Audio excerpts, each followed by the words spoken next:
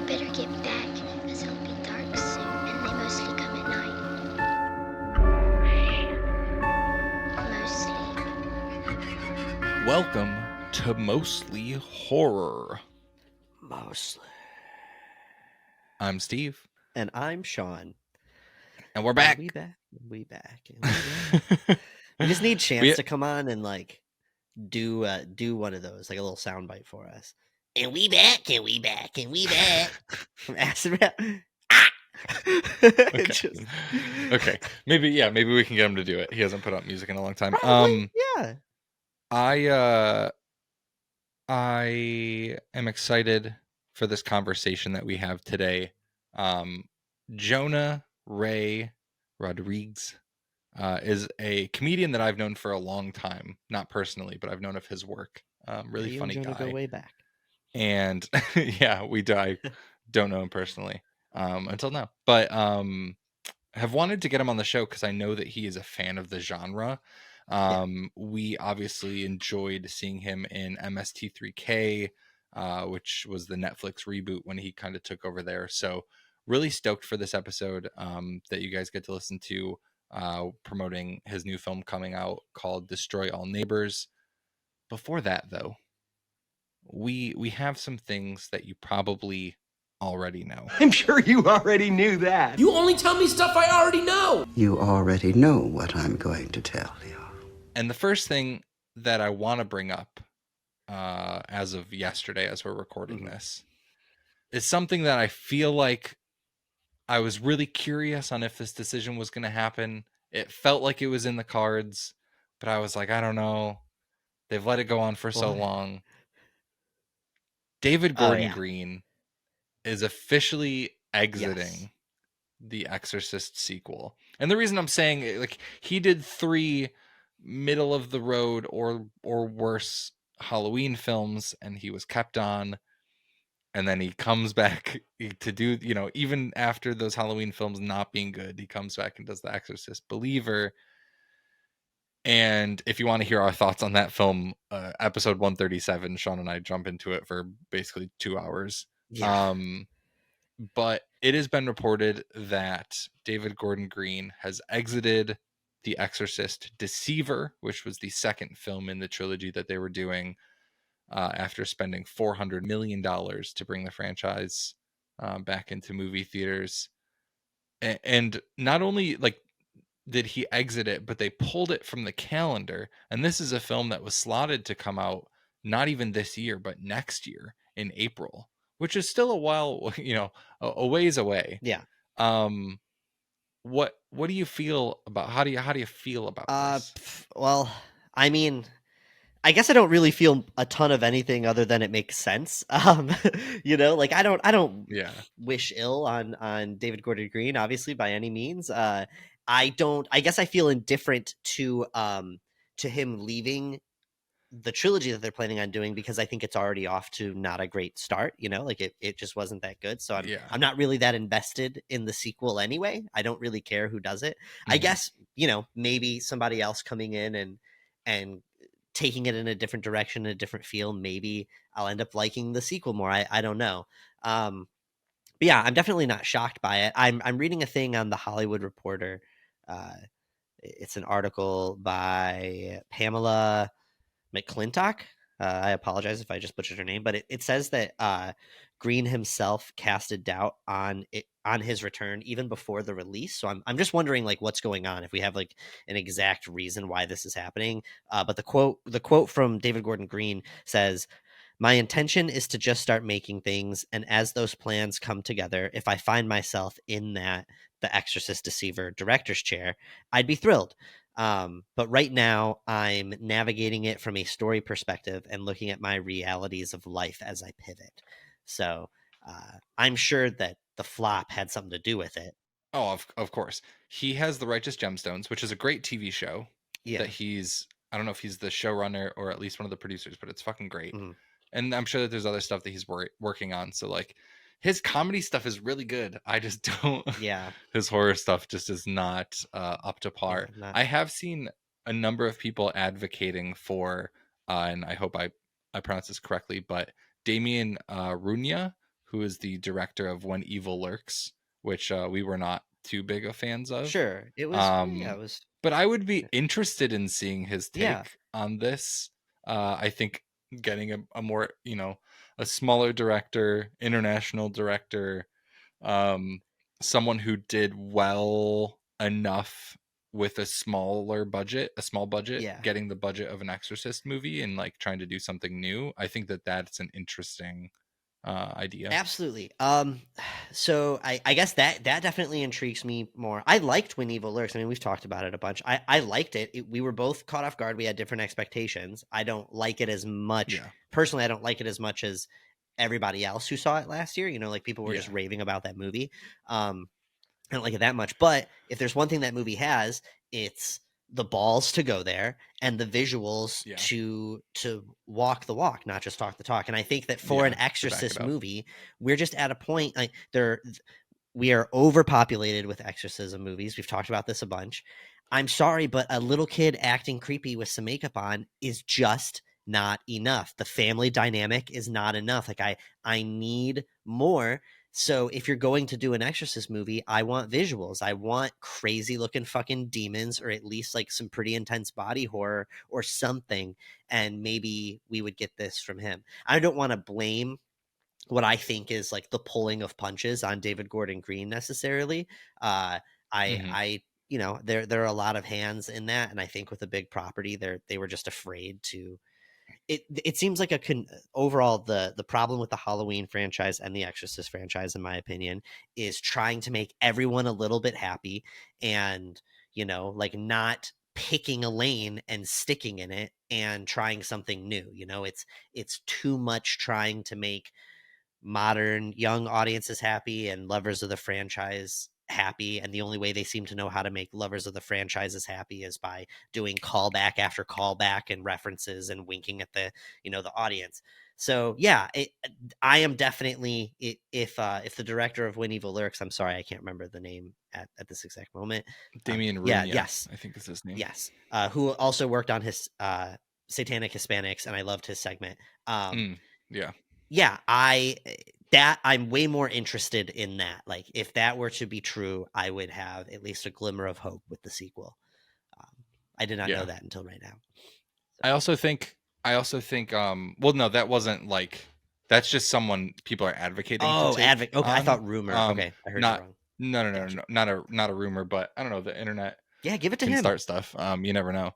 But yeah, I mean, I think I don't think you've seen either of these movies, but with both Saltburn and Poor Things making a big splash and like having viral moments too, those are two films that are not tame at all. And so I think with genre films, like I don't know if people are worried about making like major motion pictures like too crazy, like they feel like they need to tame it down for the general audience, but like Saltburn and Poor Things are two great examples of like films that are, I didn't like Saltburn, but two films that are going to have cultural relevance for a while because they're not tame.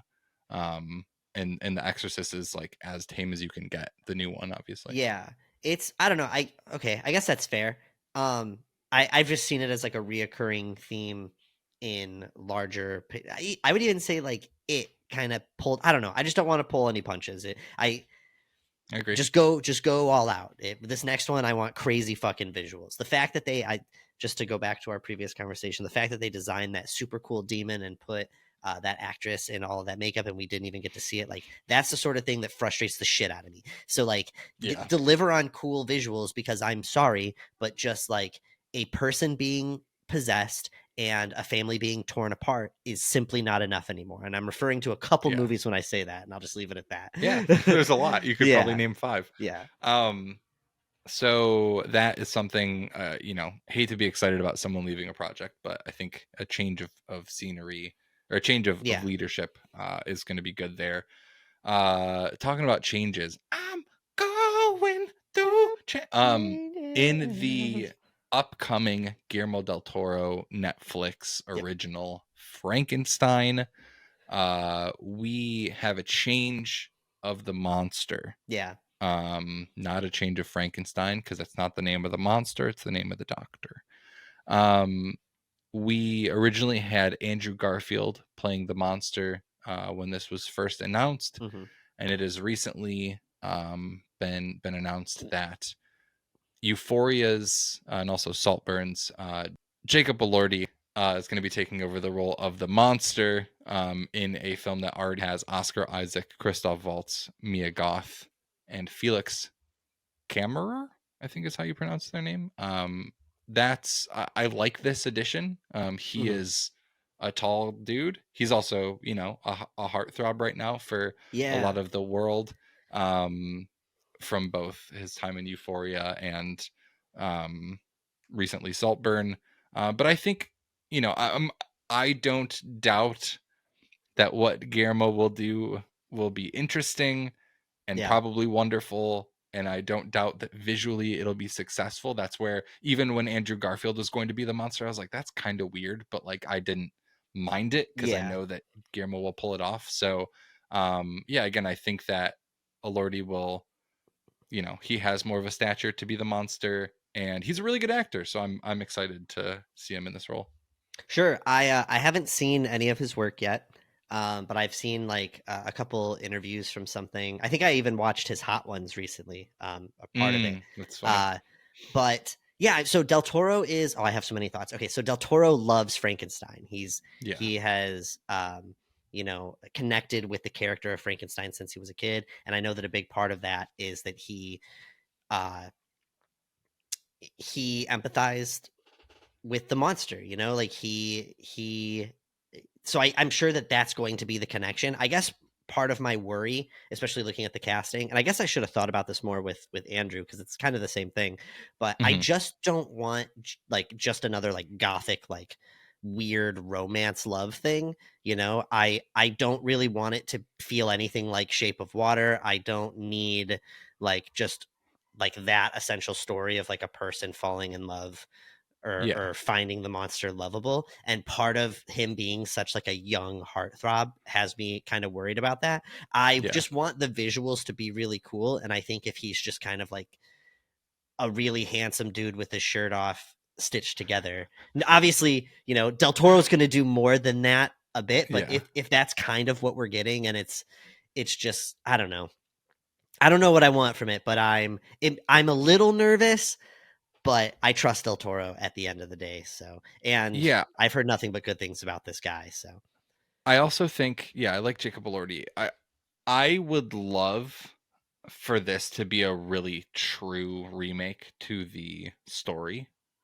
To the book. Not necessarily narrative structure, with the like the letters and stuff, but just like the journey that Frankenstein takes. The journey that the monster takes. Because I think that allows you to avoid the, like, there's really not romance. Like, it's, you know, it's a story of knowledge and growth. And I support xenophobia in a certain way. So I think that he would, that's what I'm hoping he tackles. I would love to know like who is playing what, like who is Mia Goth playing, who is Christoph Waltz playing, that would inform a lot. Who is Oscar Isaac playing? So I think there's a lot of unknowns. I also don't know, what is this a live action movie? Like, that's the one thing that is still yet to be confirmed. That's and I think true. because they haven't said, like, I feel like when Pinocchio was announced that they said it was stop motion, but I can't remember. So I don't even know if this is going to be a live action film. I just want to throw that out there. Well, so what we knew about Pinocchio early on, I'm trying to remember if stop motion was a part of it, but we knew that it was Chris Grimley, and I think we knew it was in the animation world. But I think it took a second before we knew exactly that it was stop motion. You just made me, I just assumed live action this whole time. And it would be so fun if they did an animated movie of some kind with this. I hope they get weird. That's basically, I just want them to get weird. I just don't want like a straightforward, like gothic romance, you know, telling of it. I would love for this to be live action. So that's my feeling. A mix could be a lot of fun if they do some weird, like Like, I don't know. He's very strong on his visual effects. I don't know. Yeah. I'm in. So far I'm still in. Is the point. I'm here. So Yeah. Frankenstein movies, just so many. So lately. many. We were talking. We Yep. just were talking about it last year. We had Yep. The Angry Black Girl and Her Monster, Birth, Rebirth, and Poor Things. And then this year we have Lisa Frankenstein, Maggie Gyllenhaal's Bride of Frankenstein, and Del Toro's Frankenstein film. Yeah. So let's get weird. Frankenstein fans, It's alive, eating guys. good. It is alive. Speaking of directors that we enjoy remaking older things, David Bruckner is going to be taking on a reimagining. What the Bruck, dude? What the Bruck? He's going to be taking on a reimagining of the 1972, just kidding, the 1958 film The Blob, which was remade into 1972's Beware the Blob and another remake in 1988. I have never seen The Blob. I am going to watch it. I know the premise. I trust Bruckner explicitly. So yeah, I'm excited. This is exciting news. He also is just my only thing that I will say, my only thing is that I really enjoy Bruckner's original work. Like The Ritual is really fucking good, and Night House is really fucking good. And I like Hellraiser. I really enjoyed it, but I see him as this like great mind in horror. Not to say that a remake can't be like a great film and he can't do something amazing with it, but I am bummed that this is just more time without an original Bruckner film. Sure. Well, so I'm pretty sure that The Ritual was based off of a book, so it's not like it was completely just his story. That's not to take anything from him. I think he's a great storyteller, but yeah, I would love to see him do some original stuff. And obviously we, we're just living in an era of remakes right now. But I will say though, that out of that era of remakes, I'm excited to see something like The Blob come back, as opposed to just like, let's give someone else another swing at Friday the 13th since we're establishing. So it's exciting, and Bruckner is definitely down to get weird. We talk a lot with him. The second time we had him on, obviously when we were talking about Hellraiser, we talk a lot about his visual take on things, and he has a really good understanding for mixing the live action things he's recorded with CGI. There are these, I don't remember how we described them, but the moments when the Xenobites, the van. Oh yeah, like that sort of like playing with physical reality and having like the world change. Obviously it's a very different look. We haven't seen him necessarily get slimy gross yet, but I trust him. He's definitely like hearing The Blob being remade and hearing his name. I can't imagine many other names that I would be as curious to filter, that IP through. Also, dude, so the original Blob is so much fun. You should totally watch it. It is truly a good time and actually like unsettling still. But then I didn't see the 70s one, but the 80s one is a fucking nightmare. That shit is so it is just in the same way that like Alien and especially The Thing are just like really intense, gross body horror. The Blob is a fucking nightmare, dude. And so it's hard. Like a lot of people are going to be comparing it to that, and there just is no way that they would take on this IP without being prepared to go like balls to the wall nuts. I've seen some of the special effects and stuff that are from, I think, that version. The 80s they look gnarly. Yeah, it's gnarly. So, definitely. So I'm expecting at least that level of gnarly, if not more. And I don't know. I have faith that Bruckner will deliver. Also excited that it gives us another excuse to get him on the show and start chatting. Agreed. Yeah, we missed. We didn't talk to him when he put out his VHS segment recently, so we'll have to chat with him when this is coming out. And then the last thing, speaking of people that we've talked to on the show, is we've been talking for a while about the Radio Silence monster film from Universal. That's what everyone's been calling it, Untitled Monster Project. coming out via Universal from the Radio Silence folks, we finally got our first look at Abigail, coming out April 19th. It has a date, it has a name, it has a heartbeat. I have not watched the trailer. I've seen enough about the premise, more than I would like to even know about the premise, but I've seen some things about it. But the poster is a little ballerina girl, and she is covered in blood spatter on her white dress. So again, similar with Bruckner, these guys did Radio Silence, which I love. One of my favorite horror films of the decade. You mean one of my favorite. Brain? They did Ready or Not. What did you I said say? These guys did Radio Silence. Yep. The Radio Silence guys did Ready keep or it Not. In. No, don't keep it in. Keep it in. Reverse it. The Radio Silence guys did Ready or Not, which I love. And obviously their takes on the new Scream films we enjoy, but to have them coming back to do an original film with a really large budget, I'm assuming larger than the Ready or Not budget, with Melissa Barea, one of Angus Cloud's final performances before he passed away. This has Juan Carlo Esposito in it, has a number of people. So really, really, really excited for this film, and it's coming out in April. It's so soon. So soon. Quick turnaround. I remember talking with Liana Liberato about her kind of sitting in while they were editing some of it, and she was really excited about it. And I forgot. Dude, we talked about that. That totally happened. But yeah, obviously, we've been talking about this on and off for a while since we first heard about it. Definitely excited. I will say, when you initially sent me the poster, I was like, oh, I feel like I know where this is going. And I guess I was hoping, I heard monster movie and I was hoping for something a little different. Big monsters. Yeah, or not. It didn't have to be kaiju, but just like something different.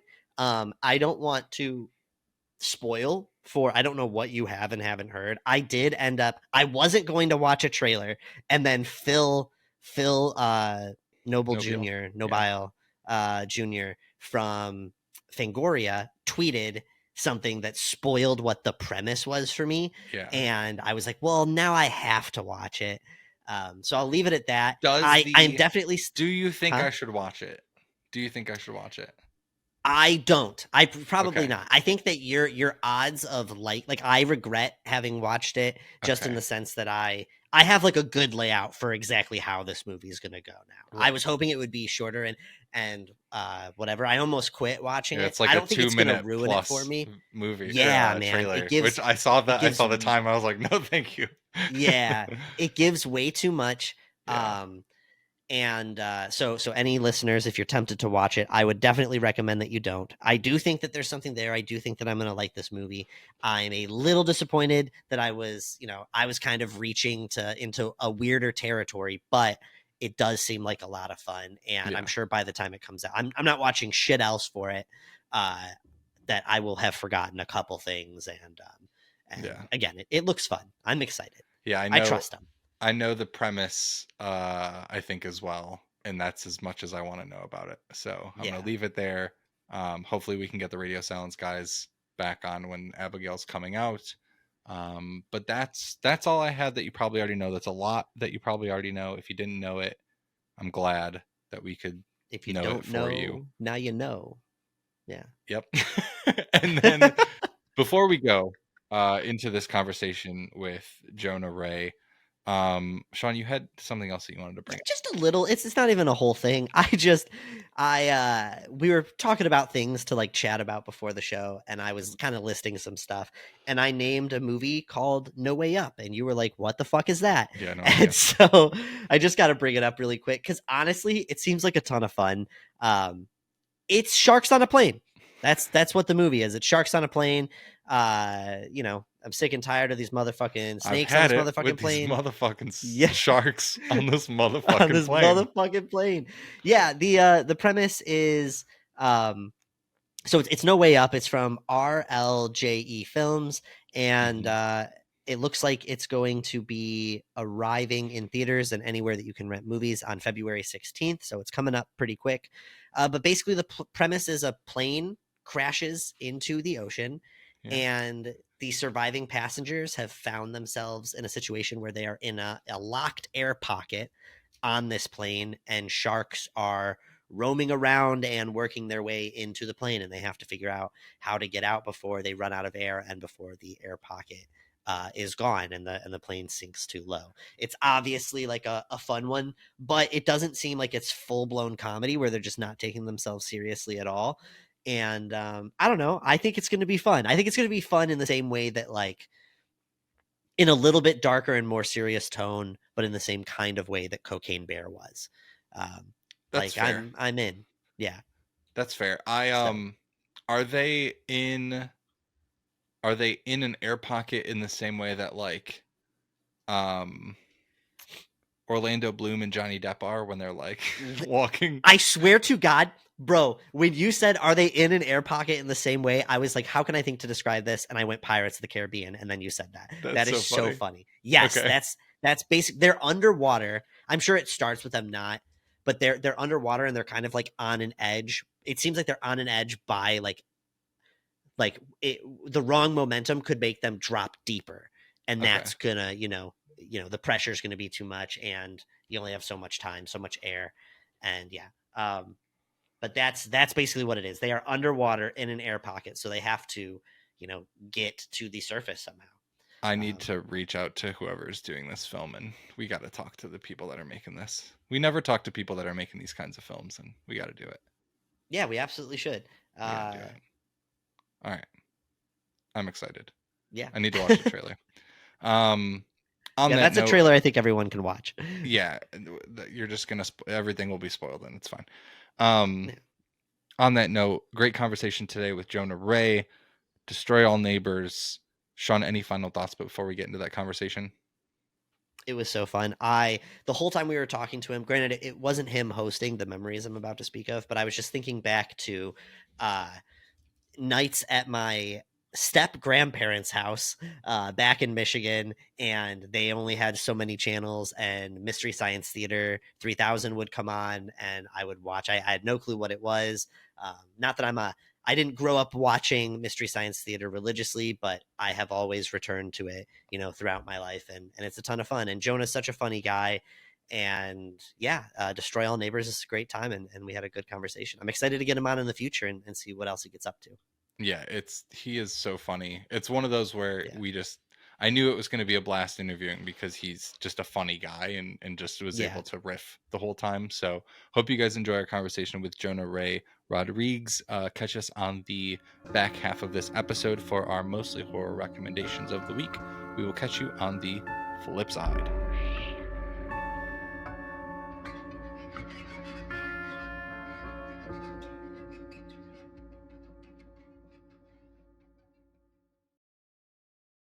All right, we are joined today by Jonah Ray Rodrigues. Jonah is an actor, writer, and comedian who horror fans may know from Mystery Science Theater 3000, Satanic Hispanics, Christmas Bloody Christmas, and much more. He stars in the Shudder original film Destroy All Neighbors, which is out now. Jonah, thank you for joining us today.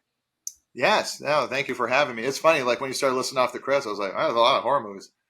Yeah, and it's like you sprinkle them in. There's not, you have some horror, but there's so many other things that you've done that, like, if we had the time, would love to dive into. I mentioned it before we started recording, but I've known of your work since The Meltdown, a little ways back. That's when I first started watching you and Kumail.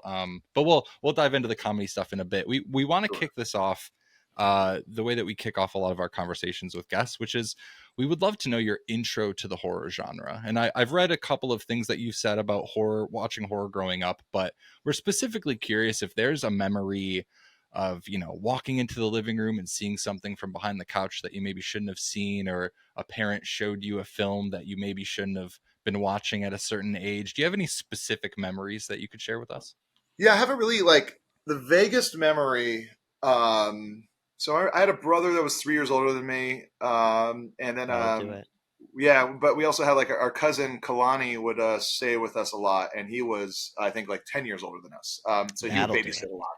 Sure. And so he didn't care about really like what, like he just would rent what he wanted to rent when he would come over. And I do remember him bringing over, it was before we had our own VCR, so like he rented like, the suitcase VHS player, the VCR like that you would get from them. Mm-hmm. And then he rented Nightmare on Elm Street 1. And it's like, it was one of those things where like, like he was like, oh, you can't watch it. But I was just like, but my brother was allowed to. And like, I was, of course I remember crawling in like behind the couch, like you said, like, and then kind of seeing it and peering, and didn't want to be seen by them, and watching it, being really intrigued by it. But then also my cousin like laughing at it. So like, I felt that like, it was like a little safe and fun, at the same time.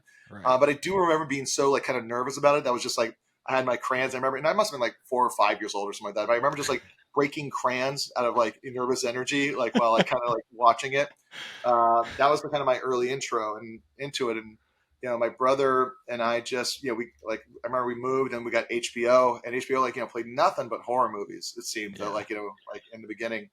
And so we got really obsessed with the original Dawn of the Dead and Return of the Living Dead and Evil Dead 2. And, and then of course, like, it's like, every time we would go to the video store, it would be like just me and him in the horror section, just trying to see, which one we should get. It's funny because I remember my video store, John Carpenter's The Thing was in the sci-fi section, so I always avoided it because I was like, I'm not really a sci-fi guy, I'm a horror guy, and so I would always be like, it's like I was like, oh, it's really good. I was like, I don't like sci-fi. And like, I was like, it's a good mix. I didn't see it. I was like, I think 17 years old. I was like, what the hell was I fucking doing? Yeah, that's the misleading aspect. I'm curious. I read, I can't remember if it was AV Club or another publication, but you're talking about liking Freddy Krueger because you thought you could make him your friend. Like you thought. Yeah, I mean that's the thing. It's like I was a comedy kid too. I loved comedy so much, and I like was affable child. If not a bit precocious. I always kind of figured like I was like if I met up with him, I could and this is like I think really something that shows how at an early age I was very people pleasing and codependent. But where I'd just be like, it's like I could be like, you're so cool, like you're like just really rad, you're doing such a good job. If I could just if you could like me enough to not hurt me, I'd really appreciate that. Yeah. That's how you win those movies. That's how you win. No one's ever tried to like turn around and go, "Hey, Mike Myers, what's up with you? What you been up to?" Like, he would go like, "Yeah, you're not doing so good. You want to go get a bite to eat? Take my hand." No one's ever tried it. I don't know how well it would serve them, but definitely worth a shot. We we got to make the movie, get you in one of those to find out how it would play. Yeah, I mean that's the thing. What if it's like that? It's almost like I'll just turn around like Gene Wilder and Young Francis is like, "Hey, good looking," and then I would just get stabbed. Yeah, the one guy who wanted to try something new, and right. We're gonna keep on running, guys. Yeah. It has to end. We can't run forever. Yeah. You also, another thing that you said, you talked about your brother showing you horror films, but also him kind of like aging out and becoming too cool to watch them anymore. You specifically in another article mentioned like a ramp up of watching more and more crazy things, like as you were alone with your own horror decisions. Do you remember like kind of the crazier that you were watching, like the more and more wild things? Yeah, like it was like I said, 3 years older, so like it was that thing where he went through puberty, and it's just that thing where it's like who are your friends at that time? It's like are your other friends talking about getting girls, or it's like he doesn't want to sit around and watch horror movies with his younger brother. And so and it was the same with like music. Like he stopped listening to like metal and stuff like that, and like started like listening to like we're from Hawaii, so it's like he's listening to more reggae and Hawaiian music and pop radio, and I'm like, and I felt like I was so like and I was again 3 years younger. Well, you're just like, what's happening to you, right? Like like you fucking sell out. Yeah, you're selling out. Like what's the happen? This is crazy. And it did make me very upset, like and angry. And I got like more into like harder music. Like it's like I started listening more like thrash and hardcore and punk rock and power violence music and like I dug into all the stuff. Like I'm like almost had to like hold it down in our house like for 2 people now, because this guy just like is not around, and it made me want to get like kind of into gnarlier stuff. So that's when I started finding like like Suspiria or Street Trash or Basket Case. I started kind of watching more of that stuff, or just like stuff that was like a little gnarlier, a little like dirtier, and just kind of like getting into it a bit more, than like we were, which is like before it was like like almost studio horror movies, or it's like instead of just watching like what was being given, I was like trying to find the other, like this looks crazy, like, and then that makes sense. There's one movie was like it's called Judgment Day, the Legend of the Curse of the Third Hand. I can't remember, like but it's like it's not great, but I think about it all the time, because it was like, I remember that was the one where I rented. I was like, hey, this looks cool. And he was just like, I don't want to watch it. And I remember just like, that was the one where I was like, well, I think it's great. He was like, it's kind of dumb. I was like, it's so good. You start doubling down just because you don't realize how much of an antagonist you really are. Sure. Oh yeah. Well, spite is a huge motivator. And look, it brought you exactly where you needed to be. Yeah, exactly. Yeah.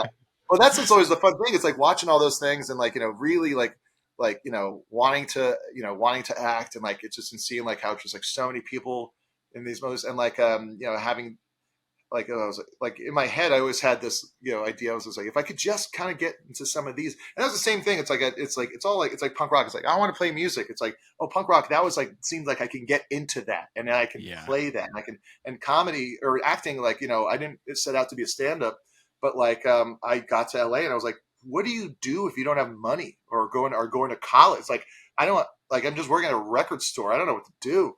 And I was like, oh wait, like, stand up. You were like, you can just put your name on a list at an open mic and get up on stage, and like you're on stage performing in front of people in Los Angeles. Boom, you just got yourself into show business. Yeah. And like, it's really like, and then horror was this kind of thing where it's like I loved it so much, and I loved comedy too. But like horror, I was like, how can I get into movies? And it's just like, and then you see these guys, they're just like making movies. And if you like horror movies, they like you, and they will, hopefully, like give you a shot, give you a chance. I mean, Adam Green was the first one to put me in a horror movie. That, like, I remember like that offer just kind of came out of, I knew the guy kind of, but he was just like, he thought it was funny. And he was like, oh, I got this part I want you to play. And it's like this new Hatchet sequel. And I was just like, like how lucky was I? And like, it's like, I think a lot about like how the fact that he did that was kind of like an older guy in the scene kind of ringing the bell, saying like, it's like, okay, he's all right. Sure. Yeah. Okay. Stamp of approval. Yeah. Yeah. It's like, and that's kind of how a lot of, stuff works like that. But like, I'll always be indebted to him for, letting me get an axe through the back of my head. Absolutely. Yeah. The real friends, we have so many things that we could talk with you about. We could honestly do an entire episode on Mystery Science Theater alone and the stand-up career. We do obviously have to ask you a little bit about Destroy All Neighbors. Super stoked on this. I see the poster big in the background, which I love, by the way. Whoever threw that artwork together is killer. Yeah, he's great. He's the guy out of like Mexico City, and just did such. We got it back. We're like, what the fuck? This is a real poster.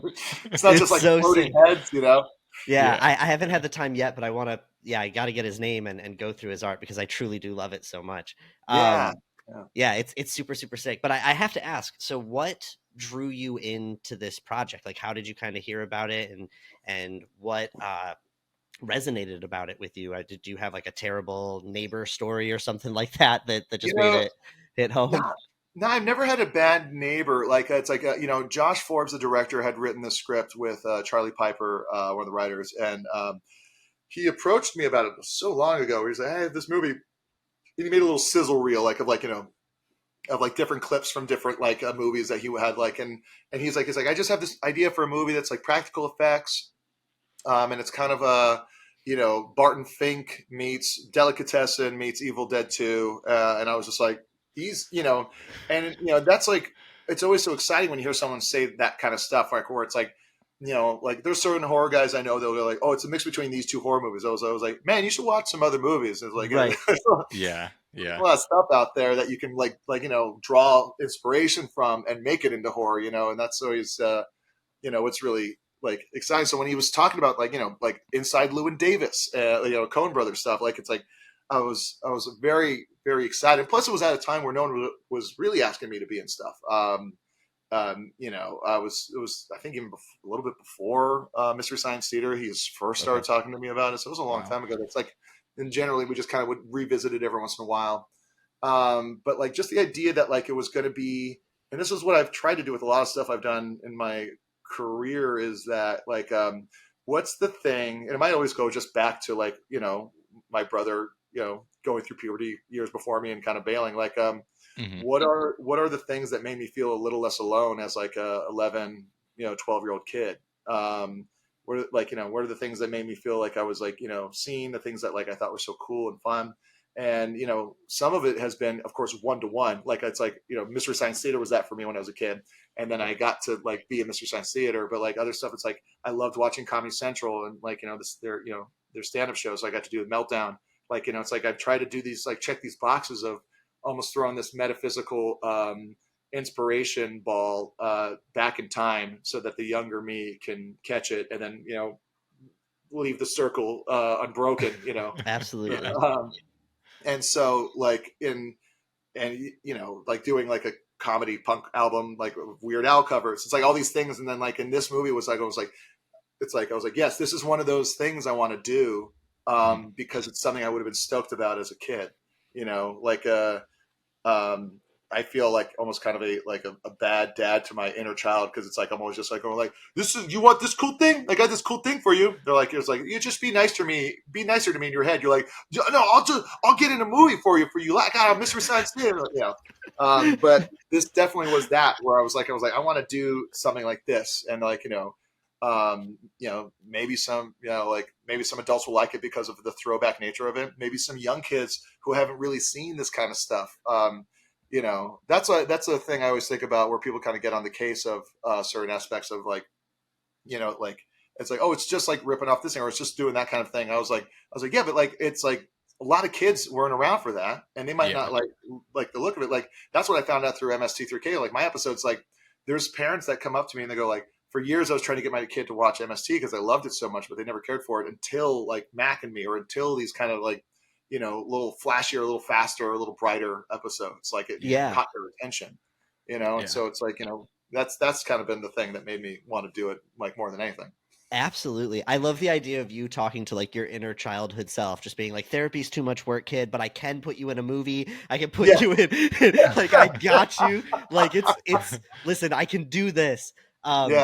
Yeah, that's an idea that I think about a ton just whenever I get to do something cool, is the idea of getting to tell like little me, like you were probably like, did you ever think that you would have Alex Winter on top of you throwing up fake vomit on your face? Like, I mean, it's wild to like, you know, think that like, it's like, and I have so many moments like that. I was like, what the hell is happening? Like, you know, I got into this gnarly car accident right when I moved to LA in 2001. That like I rolled my car on a freeway, you know, it was just crazy brutal, and I was fine afterwards. Like I went and saw Shallow Hal that night in the theater. Like I was like, you know, like it's like it was such a weird thing, but like every once in a while when stuff like this happens, where I kind of go like how what happened? Did I die? I might have died. Like, is this a parallel universe? Yes. Yeah, I totally get it. Like, and it's like, it's, you know, I'm super lucky, and then also like on top of that, to like, you know, like there's been a real no monkey's paw aspect as far as I can tell, because it's like I also have like a lot of great friends, you know, and like you're in this opportunity, like, you know, like, and then also you find yourself, you know, the Alex puking on me, like I was like, what is happening? This is Bill S. Preston Esquire is about to puke on me with effects on his face that was designed by the guy who made Belial from Basket Case, applied by Bill Corso, who's been like, you know, Academy Award winning stuff, like, you know, from as far as the eye can see. And like, it's just like, I'm like, this is weird. And it's like, sometimes I try not to think about it too much because I get overwhelmed. Like, it took me years after MST coming out for me to like not start to cry when talking about it, because it was too much. It was like, you know, I was like, who gets to do that? You know, that was a lot of moments on the set. And then also having so many friends involved, having Kumail come and do a cameo in this movie. I was, again, like having my friend Ryan Katner from Man, like come and be in the movie and do all the music with Brett Morris. It's like, I was like, I get to give my friends jobs. I mean, giving your friends jobs, that's the beauty. Like, making stuff, if you're lucky, is great. Making stuff with your friends, that is like nirvana. That's heaven on earth. That's like, you know, that is the ultimate goal. It also feels like this sort of film being as it's very referential to older films and is unlike a lot of things that you would see, to your point, with like, younger viewers watching this and maybe feeling like they're seeing something not referenced but like for the first time. Those sort of movies I feel like are better off when they're made by a tight-knit group of people or a group of friends or like people that have been working together for a long time, because they require that like extra that heart love to not be like, this is, like it's not a bad thing to say that this movie is like off the wall or like, Goofy's not like, Goofy has a bad connotation, but like it has, it's kind of like bad, silly, in certain elements. And I think those elements could easily like, get out of, you'd have to like wrangle them in, and that's easier to do when you have people that you're, comfortable working with, I feel like. Yeah, one of my favorite movies is, I think it's from 1990. It's Adam Rifkin's The Dark Backward, which is an incredible, weird movie where it stars Judd Nelson as a struggling comic. It's almost proto Neil Hamburger. Like he has like, like the hair greased down his sides, wearing suits, and like he has a crazy roommate played by Bill Paxton. And like they're both garbage men, but like like Judd Nelson's character is trying to be a stand-up comic, and Laura Flynn Boyle is his girlfriend that hates him, and like but it's such a weird world, and it's like everything's kind of grimy and dirty, and Wayne Newton shows up, like he basically starts to grow an arm out of his back and then becomes famous off of that. And and Wayne Newton plays his manager, and he's so good at it, like and James Caan like shows up as a doctor at a scene, going like, I don't know what this is, like smoking a cigarette as a doctor, But it's like this weird ass movie that Adam Rifkin made, and it's like I don't even know if it's available anywhere, but it's a thing where it's like I showed it to my friend once, and I was like, watch this. What's great about this movie is this weird world, but everyone in it is in the same movie. Yes. And that's like a very important thing. You can't have someone being a little too cool for it, because then it just like sullies the integrity of everything. And then it's just like, you can't wink. You can't say like, I know, like, it's like, what are we doing here? It's just like, everyone has to be completely committed to the bit for it to work. It's like a thing I always say with stuff I do is like, silly things taken seriously. It's like that'll only ever make it better. It's like, yes, it's dumb, but like, let's make it as best dumb as we can. Yes. Yeah. I like that. I'm looking at images for the Dark Backward right now, and I'm shocked that I've never heard of this. I've never seen it. I'm like embarrassed. I absolutely have to see it just from the Google images that I'm seeing. I'll be watching that today. It's incredible. So. It's so weird and funny and like gross, and like I just loved it so much. I was able to like screen it at in LA with the American Cinematheque, and like it was just like so cool to see it on a big screen, because it was only I ever saw it on TV, Yeah. Wow. I'm beyond curious about it. You guys just want to stop and watch it? And then honestly. You guys. So one thing specific about this film, talking about all of the different crazy things, the effects, the makeup, the fact that this whole horror film is based around prog rock, you're playing something that you have done in a number of things, which is like playing the straight character. And I'm curious, is it being comfortable with your comedy background and being comfortable with all the people that you're working with that allows you to play a straight character really well and like become a vehicle for everyone else being crazy around you? Because I feel like it's undervalued. It's like a really specific skill set to be able to play the straight man really well. Yeah, it's like as fun as like playing characters and goofy characters like is and can be. Like I've always prided myself a bit. Like it's like I love Carl Reiner, how good Carl Reiner is in the 2,000-Year-Old Man sketches with Mel Brooks. Like and also like it was always this thing, and I did it a lot like early with like my stage sketches, where it's like I would have a concept and like for like a a character, but it's like I wanted to facilitate the comedy through someone I knew who could really nail like the goofy character. I love the guy that's put upon, like Luke Wilson, I think is one of the best like straight man actors out there. It's like he does such a good job of kind of like being put upon. And so like, it's like, and I like that, because I like being like, it facilitates the comedy in a place. So we're like, even like with Kumail Nanjiani is super funny. If I can kind of provide some space for him. And like, I did a show called Hidden America, which was like an Anthony Bourdain parody, which is exactly like what so I did 2 seasons of this thing where I got to come up with these, scenes and sketches and, straight man my way through all of them to connect them. Just like, because there's something I always love like subtle comedy, dry comedy, sad comedy. Yes. And that's like a straight man, you get to do those more, you get to be a little more subdued. And then like when you do like snap or pop, it shows that much more. And it's like something that I really, for a while, I was always like, I'm not good looking enough to be a straight man, like leading guy. Cause it's like, straight men are usually the leads. And like, I was like, never really, comfortable with myself enough to do it. But like, but I've always like, I was always like, that's not going to be me. I'm going to be the wacky character guy in SNL or something like that. And, but like years of just wanting to try and get stuff made, like it pushed me in that position. And I really, like doing it a lot. Yeah, you almost get to do that in MST3K as well. Like it's kind 100%. of, it's just delving further more into that. Yeah, it's funny. It's like everyone's just like, what was it like working with like all these like, prosthetics and puppets? I was like, I've been doing that for years already now. Like, looking into like trying to like, where do I think Tom Servo's eyes are? It's up to me to decide. But like, yeah, it's like, doing that thing where it's like, you're like literally surrounded by puppets and robots and big characters. And you kind of have to, find out how to be funny in those moments, Yeah. It's like, it's fun for me. It sounds like a dream come true. Yeah. I mean, like all of it is. Yeah. It's like all of it is a dream come true. You think I'd be a little happier and drink a little less, but like, I have my moments of it's a balance. Yeah. Because if I said it was great, then that would be pride, and that's a sin, as we all know. Yeah, can't do that.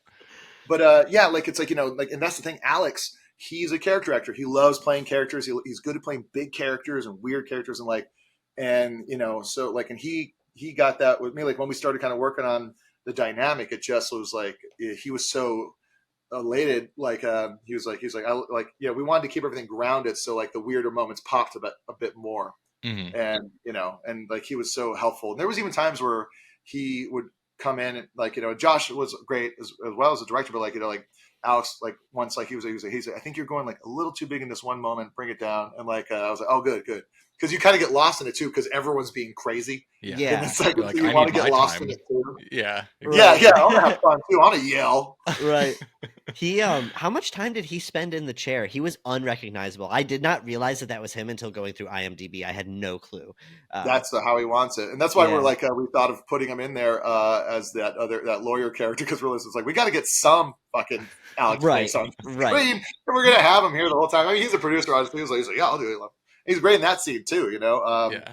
But it's, he was in the chair. Like, I think it's like in the beginning, it was around 3.5 hours, I think. Okay.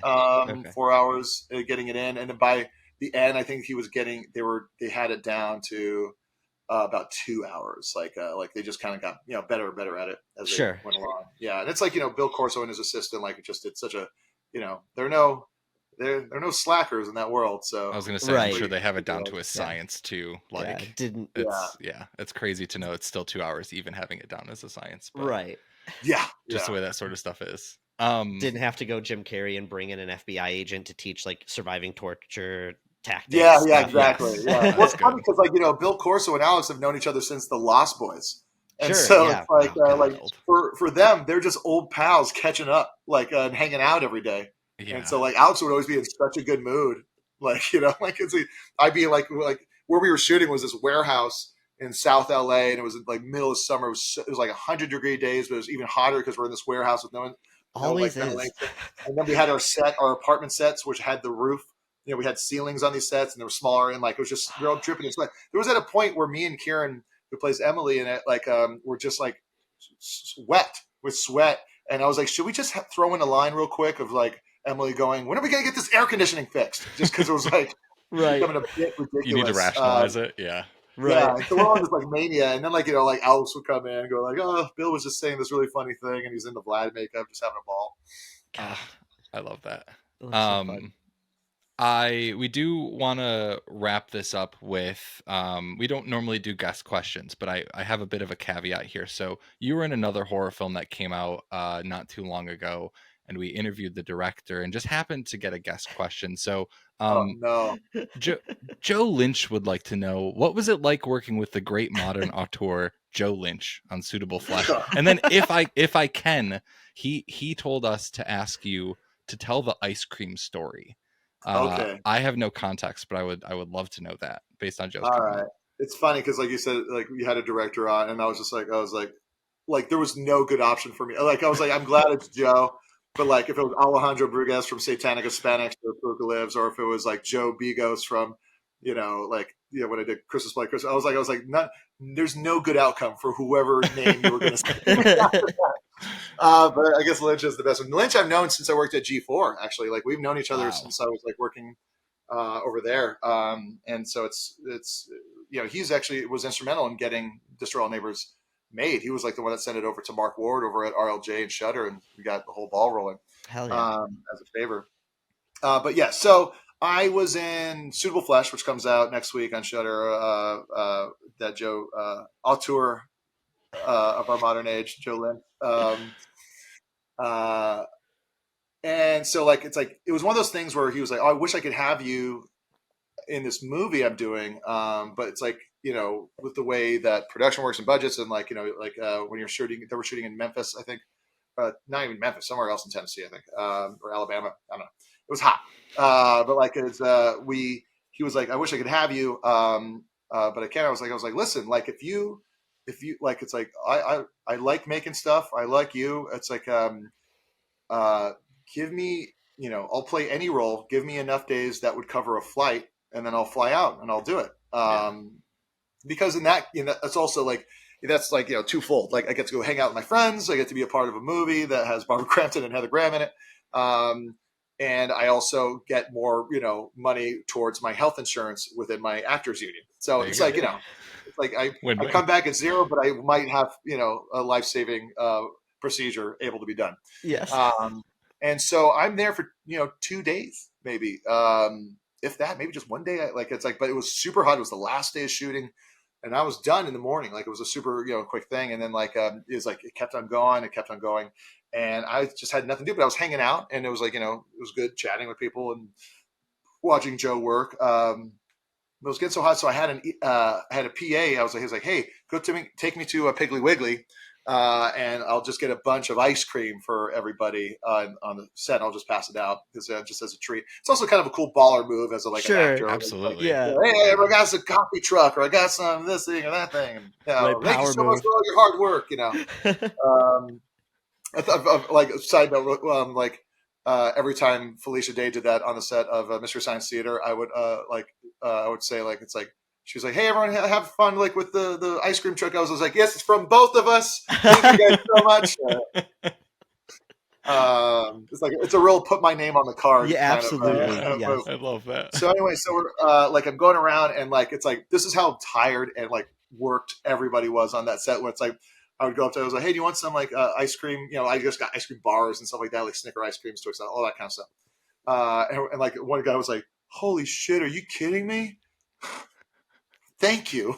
It's like that's how wrecked everybody is. Like by the end of the shoot in this heat, and that's just the simple kindness of this $2 ice cream bar.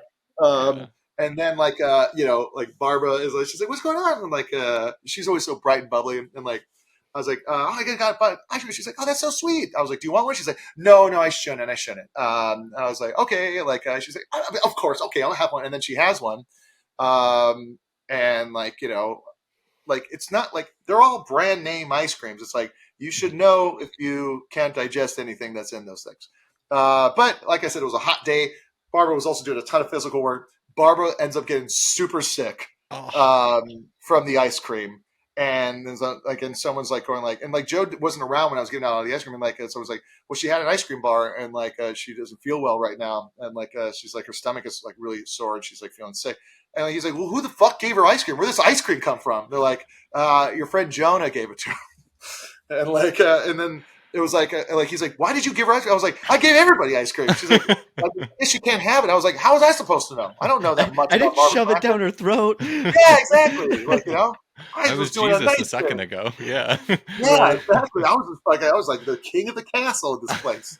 And then it's and it's like, "Well, we need her. We have this huge climax that we got to shoot." And then it kind of just became this thing where then the producer going on was like, "Hey, what's up with Barbara?" And they're like, "Well, Jonah gave her some ice cream and now she's sick." And I was like, "No, I gave everyone else is fine." And then like another producer comes on, and is like, "What's going on? Why aren't we shooting?" Well, Jonah gave gave Barbara ice cream. And then like it's just like I like all of a sudden felt like a pariah at this this once future king on the set just became like the man in the iron mask. It was a real bummer. And now he likes to bring it up all the time. Yeah. That's wonderful, man. Right, Barbara Crampton, ever the professional. She did it. She got up and she finished the scene. Even though you poisoned her, it's fine. Even though I poisoned her specifically. You can't hold Barbara Crampton back, and I'm sure that just eats away at you, Jonah. Every day. One day I'll get my say. Well, Jonah, we really appreciate the time. Normally we end with mostly horror recs. We're gonna skip that today. I would love though if you, for all the listeners, anyone watching that may be on the fence about watching Destroy All Neighbors, even though they shouldn't be. Give me your pitch. Give me your spiel for all of our listeners on why they should go check out Destroy All Neighbors on Shudder now. It's a silly, fun, goopy, bloody, comedy horror. It is a comedy movie with horror elements. It's fun. You get to see Alex Winter just having the time of his life with this wild character. You get Tom Lennon from Reno 911 playing a dick. You get like Kumail Nanjiani showing up in a cameo where we just get to say fuck you to each other a bunch. It's just like, there's like practical effects by Gabe Bartalos from, Leprechaun and Basket Case. It's just, and it's 84 minutes. Like, have fun. Yeah. Have a good time. Watch it with friends too. It's a movie that's meant to be kind of made with friends. And if you don't like it, don't make eye contact with me next time you see me in real life. Yeah. Yes.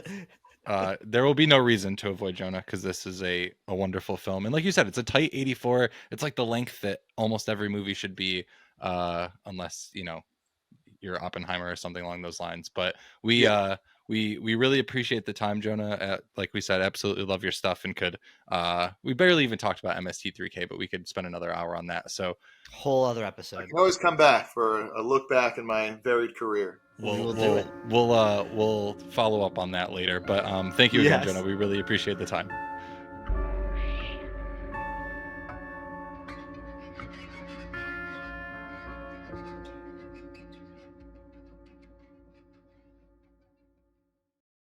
Thank you guys so much for listening to our conversation with Jonah Ray Rodrigues. And thanks again to Jonah for coming onto the show and chatting with us about a variety of things.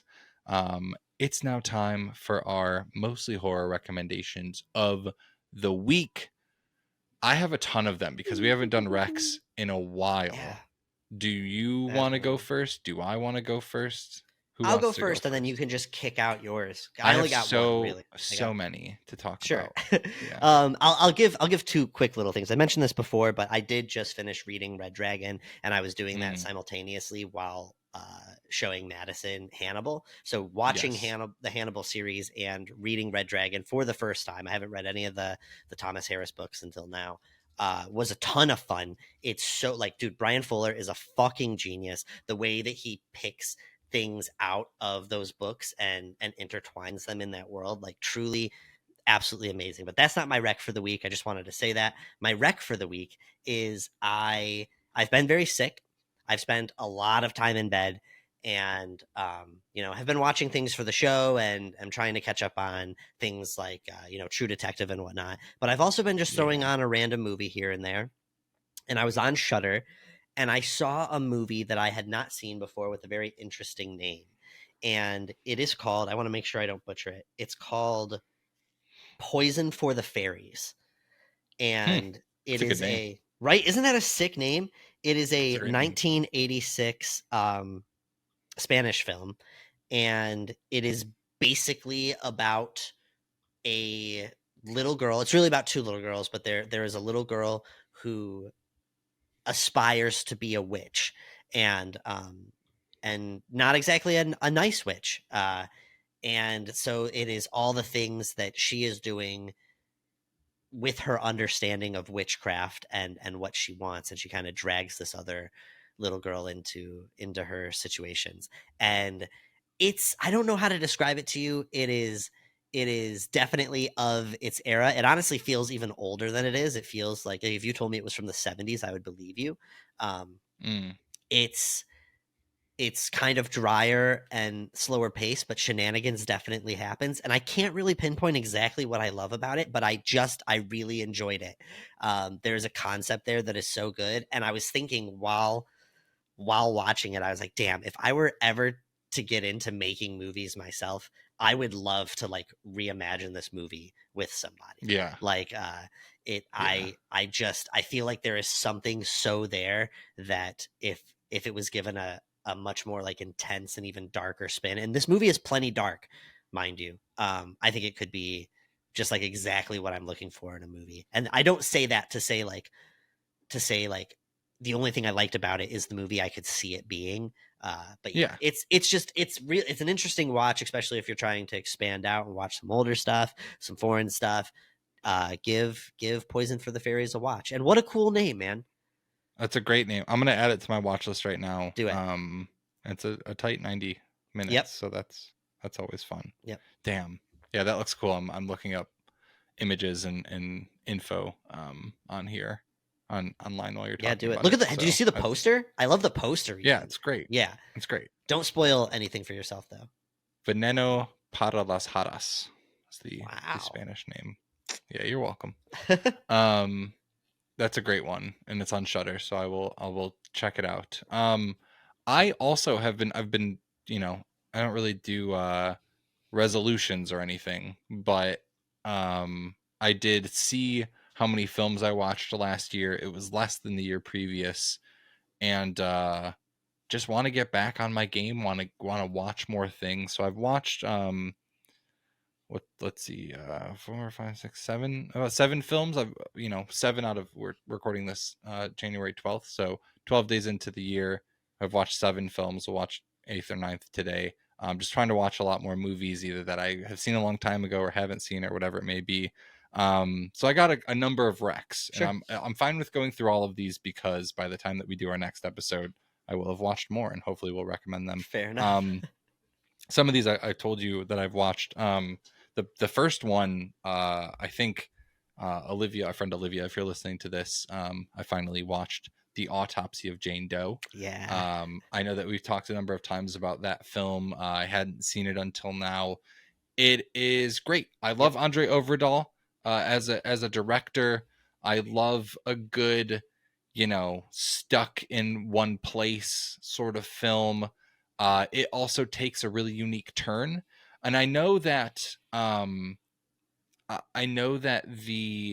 Cabinet of Curiosities episode, that, who did that one? That was Keith Thomas that did it, right? Huh? It wasn't Keith Thomas that did it, right? It was Keith. Yeah, Keith did that. It was Keith. Yep. Yeah. So it felt a lot like that. Sure. And not just because it was in, not just because it revolved around an autopsy, but I thought the film language that they both used was really similar, even though Keith's short gets really like metaphysical. Sure. But yeah, I really enjoyed Autopsy of Jane Doe. Also, the fact that film has both Emile Hirsch and Brian Cox absolutely rules. Like a film from 2016, Brian Cox is amazing, Emile Hirsch is great. So that's my first rec of the day. The second rec I'm going to throw at everyone is the 2015 adaptation of the French book The Little Prince, Le Petit Prince. It is a animated movie. You just watched it?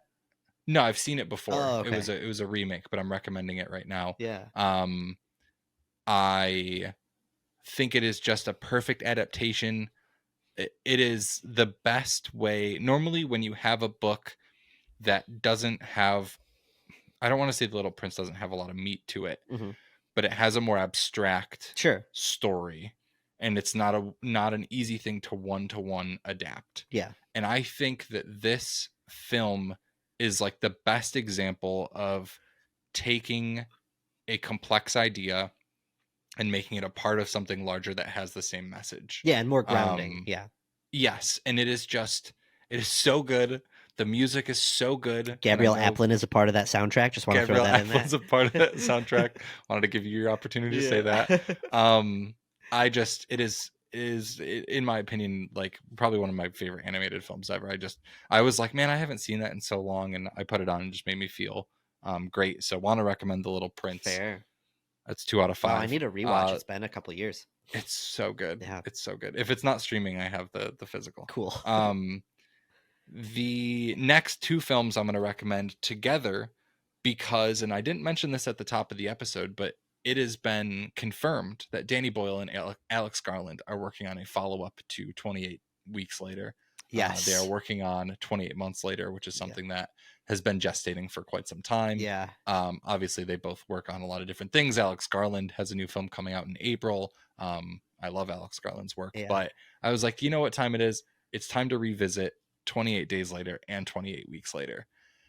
And I would recommend both of them. I think they're great exemplary zombie films. They're 2 completely different types of film.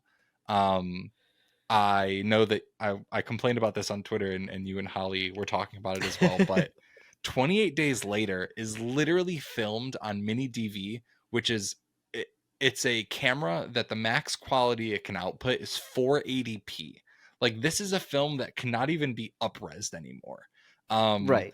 And I know, like, he said, like, Danny Boyle has said, like, oh, you know, it's on purpose. And I get you can make your film look grungy, but it literally looks like it was filmed on the camcorder that I had in, like, 9th grade, and not in a good way. Like, when you watch it on a 4K TV, like, the pixels are the size of my fist. Like, it's absolutely insane. Sure. And it's still a great film. I still enjoy the absolute shit out of it. Yeah.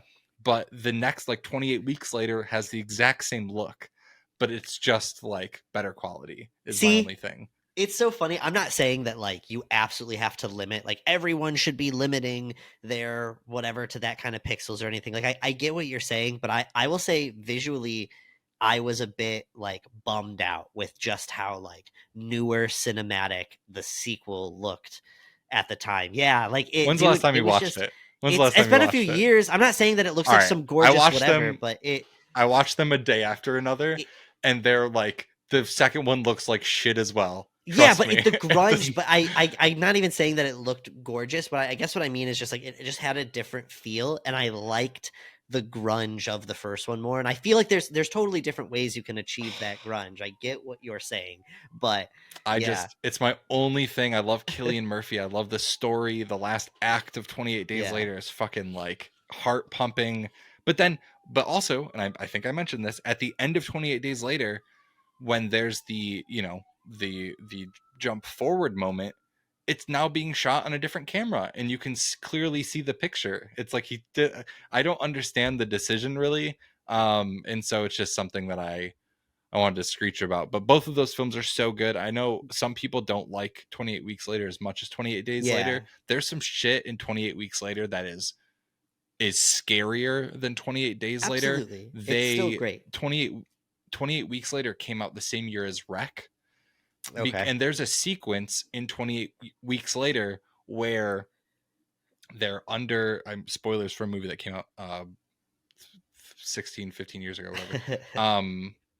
2017.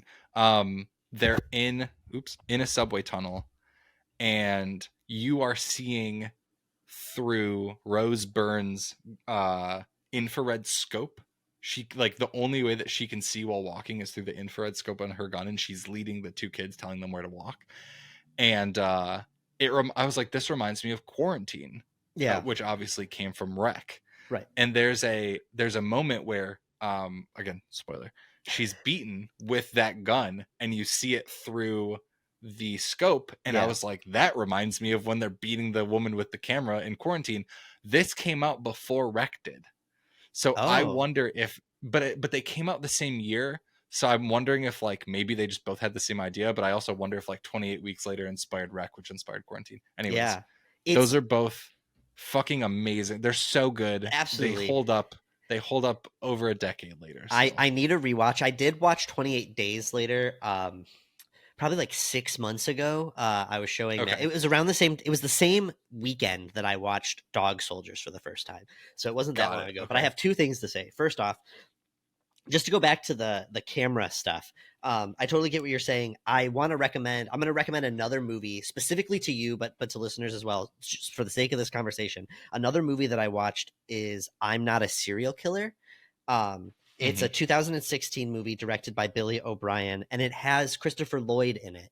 That movie, there is just a visual thing that's happening there, and I'm wondering if they shot on film. I haven't like looked into it yet, but I know that it's the same sort of things that I loved about A Wounded Fawn, the Josh Rubin movie. And yeah, like visually it is so perfect, and I just want you to see this movie and see what they did. I don't know if it was a filter, if they actually shot on film, or what they shot on.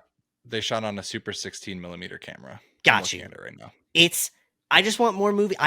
There has to be a way to, because it's not just like the film texture itself, like the texture that's on the images, but they do.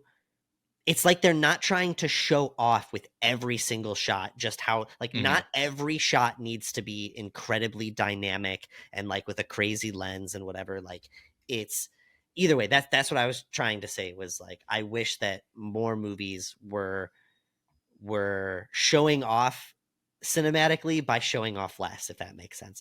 That was all I was going to say. The other thing was that I don't know if you saw online, but Kyle Gallner was advocating to be in the next 28 months later, and a lot of people were like, fucking let him do it.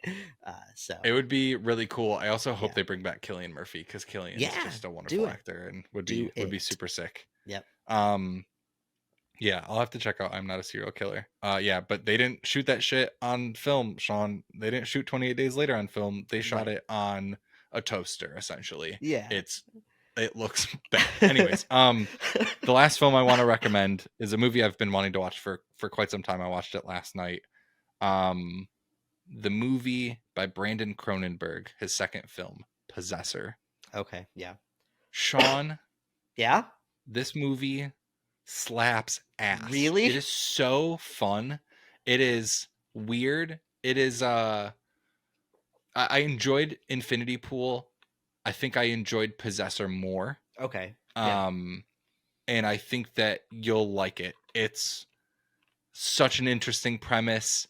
There is some haunting imagery in it. Okay, cool. And it's not like a spooky, scary movie. It's just like, it's a Cronenberg, it's a Cronenberg vibes sort of movie, but there is some shit in that movie, dude. Okay. It is and it's one where I've seen so many people talk about enjoying it, and I was like, yeah, I just don't normally love like body horror, but then watching Infinity Pool, I was like, all right, I like this guy's stuff. Yeah. And Possessor is just, it's great. I'll have to give it a watch. So my thing is, I didn't love Infinity Pool. There are things that I think Mia delivered in that movie. Mia loses her fucking mind in that movie, and so I loved her in it. I love the mask.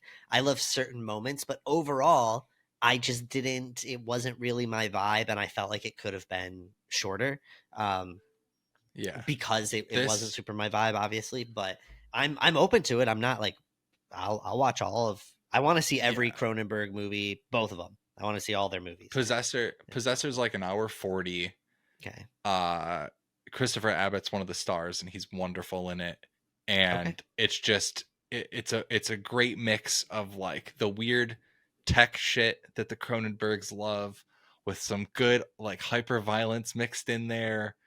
It is, and then some crazy, weird transitional stuff that they do. It's it's I need to know your I want to know your thoughts as soon as possible. It's on Hulu right now. Yep. So definitely check it out. So those are all of my recs. Dude. I'll come back with more next time. On that note, send us your recs, mostlyhorrormovienight@gmail.com. What are you watching? You can tell us them on Instagram at mostlyhorrorpod. You can also find us on Twitter, aka X, and TikTok at mostlyhorror. I'm everywhere as Steven is average. Sean's on all the socials at Hypocrite Inc. or hypocrite.inc. And that's all we got for you this week. We will catch you next time. Goodbye.